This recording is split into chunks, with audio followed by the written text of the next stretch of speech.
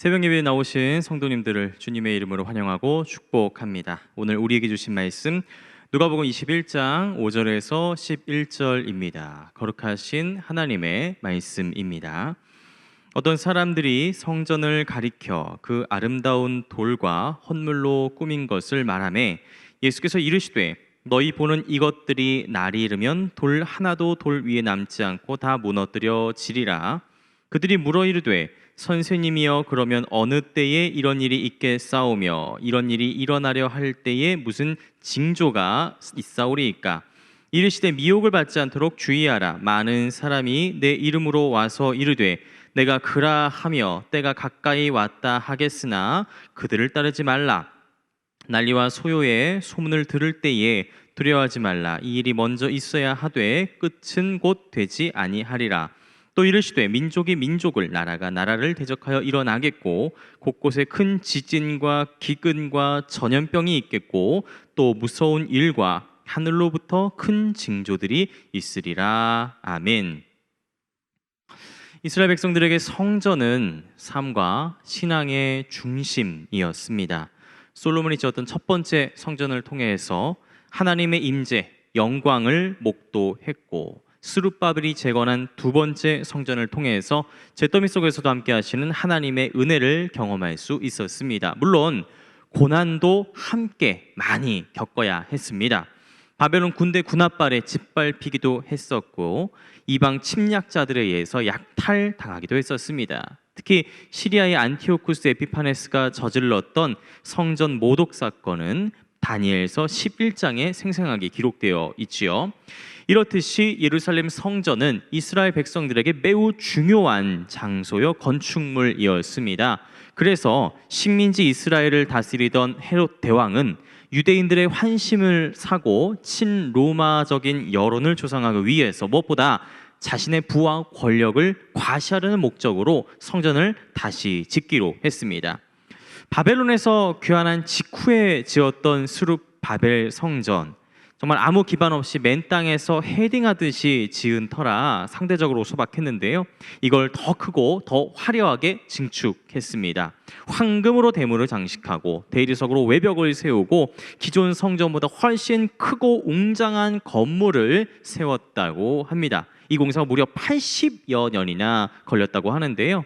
예수께서 오늘 활동하셨던 본문의 시점에는 아직 그 성전이 완공되지도 않았을 때입니다. 그럼에도 얼마나 크고 화려하게 건물을 지었는지 헤롯 성전을 바라보던 사람들은 입을 떡 벌린 채 와 하면서 탄성을 질렀습니다. 오늘 본문에서처럼 말이죠. 어떤 사람들이 성전을 가리켜 그 아름다운 돌과 헌물로 꾸민 것을 말하며 선생님이여 보소서 이 돌들이 어떠하며 이 건물들이 어떠하니까? 어마어마합니다. 그런데 그 어마어마한 헤롯 성전을 바라보신 예수께서 어떻게 반응을 하셨을까요?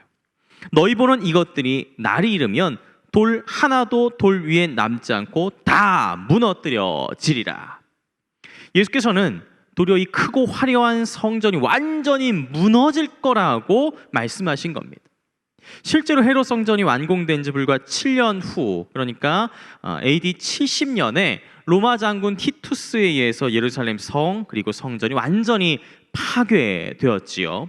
특별히 성전의 금은 보화를 약탈하기 위해서 로마의 병사들은 벽돌 하나하나를 파헤치면서 철저하게 무너뜨렸다라고 합니다. 결국에 예수님의 예언처럼 돌 하나도 돌 위에 남지 않고 다 무너져 버린 거죠. 그런데 말입니다, 예수께서 성전의 멸망에 대해 말씀하신 데에는 더 본질적인 이유가 있었습니다. 바로 앞에 나오는 가난한 과부의 두 렙돈 이야기에서 힌트를 발견할 수 있는데요. 어제 묵상했던 것처럼 이 말씀은 그저 헌금 열심히 해야 됩니다 라는 이야기가 아닙니다.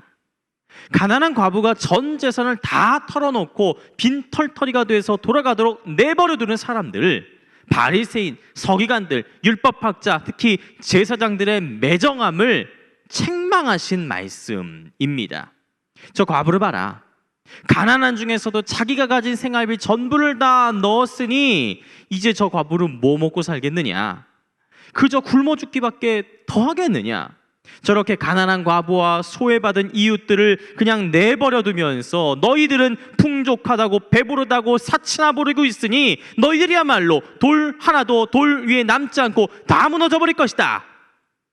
아주 살벌한 심판의 말씀입니다. 이 말씀 그대로입니다. 분명 오늘 본문은 AD 70년의 성전 파괴 사건을 염두에 두고 있습니다. 또한 세상 마지막 날에 있을 종말과 심판에 대한 예언으로도 볼 수 있습니다. 하지만 더 본질적으로는 오늘 지금 여기에 가난하고 약하고 소외받은 이웃들을 돌아보지 않고 외면하고 방관했던 우리들의 모습, 그 모습을 돌아보라는 경고와 책망의 말씀인 것입니다. 그러니까 이 이야기는 오늘 우리와 상관없는 옛날 옛적 혹은 먼 미래의 이야기가 아니라 오늘 지금 여기에서 귀로 듣고 마음에 새기고 손과 발로 실천해야 할 하나님의 말씀이요, 하나님의 경고라는 것입니다. 하지만 이걸 도무지 알아듣지 못한 사람들도 있었습니다. 예수께서 성전이 다 무너질 거다라고 말씀하시니까 선생님이여 그러면 어느 때 이런 일이 있겠사오며 이런 일이 일어나려고 할 때에 무슨 징조가 있겠습니까? 징조를 묻습니다. 바로 그 사람들에게 예수께서 이렇게 대답하시지요. 이르시되 미혹을 받지 않도록 조의하라. 많은 사람들이 내 이름으로 와서 이르되 내가 그라하며 때가 가까이 왔다 하겠으나 그들을 따르지 말라. 난리와 소요의 소문을 들을 때에 두려워하지 말라. 이 일이 먼저 있어야 하되 끝은 곧 되지 아니하리라. 또 이르시되 민족이 민족을 나라가 나라를 대적하여 일어나겠고 곳곳에 큰 지진과 기근과 전염병이 있겠고 또 무서운 일과 하늘로부터 큰 징조들이 있으리라. 많은 사람들은 이 징조를 정확히 어떤 사건을 뜻하는지를 밝히려 했습니다. 어떤 사람들은 당시 유대 사회를 떠들썩하게 했었던 자칭 메시아들, 거짓 선지자들에 대한 경고라고도 했고, 어떤 사람들은 AD 70년 유대 전쟁을 암시한다고도 했습니다. 또 라오디게아나 고린도와 멀리 폼페이에서 있었던 지진과 화산 폭발에 대한 예언이라고도 했었고, 유대 전역에 창궐했던 가뭄과 기근에 대한 이야기라고도 했습니다. 심지어는 먼 훗날 우리들을 요즘에 괴롭히고 있는 코로나19에 대한 경고의 말씀이라고 했던 사람들도 있습니다. 그런데 말이죠, 이런 이야기들 제가 보기에는 다 하나만한 소리입니다. 생각해 보십시오. 인류 역사 가운데 전쟁, 기근, 전염병 같은 게 없었던 적은 없습니다. 예수께서 살아셨던 1세기 유대 사회나 오늘 우리가 살고 있는 21세기 현대 사회에서나 전쟁과 기근, 전염병, 거짓 선지자들이 창궐하는 건 매한가지입니다. 물론 그 양상은 좀 다르지만요. 그걸 예수께서 모르시지는 않았겠지요. 그런 맥락에서 예수께서는 오늘 징조가 무엇입니까? 라고 묻는 사람들에게 너희 주변을 좀 봐라. 너희가 그렇게 궁금해하는 징조는 항상 너희들의 곁에 있었다. 그러니까 징조가 무엇인지를 찾는 것보다 징조보다 더 중요한 것이 있으니 오늘 지금 여기에서 어떻게 살아야 하는지를 따지는 것이 더 중요하다라고 대답하신 겁니다. 성도 여러분, 우리는 지금 여기에서 어떻게 살아야 할까요? 예수께서는 말씀하십니다. 이러므로 너희는 장차 올 이 모든 일을 능히 피하고 인자 앞에 서도록 항상 기도하며 깨어 있으라 하시니라.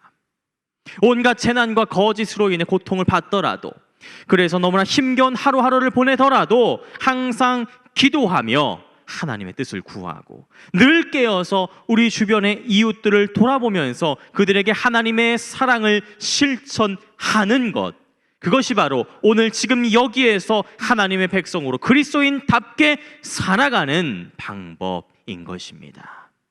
항상 기도하며 깨어 있으라. 우리에게 주시는 이 하나님의 말씀을 꼭 기억하면서 살아가는 오늘 하루가 되시기 간절히 바랍니다. 기도하겠습니다. 하나님, 우리는 징조가 무엇인지 그 징조에 관심이 많습니다. 하지만 징조가 무엇인지 묻기보다 징조가 더 중요한 것, 오늘 지금 여기에서 항상 기도하며 깨어서 하나님의 뜻, 사랑을 실천할 수 있도록 도와주옵소서. 감사합니다. 예수님의 이름으로 기도합니다. 아멘.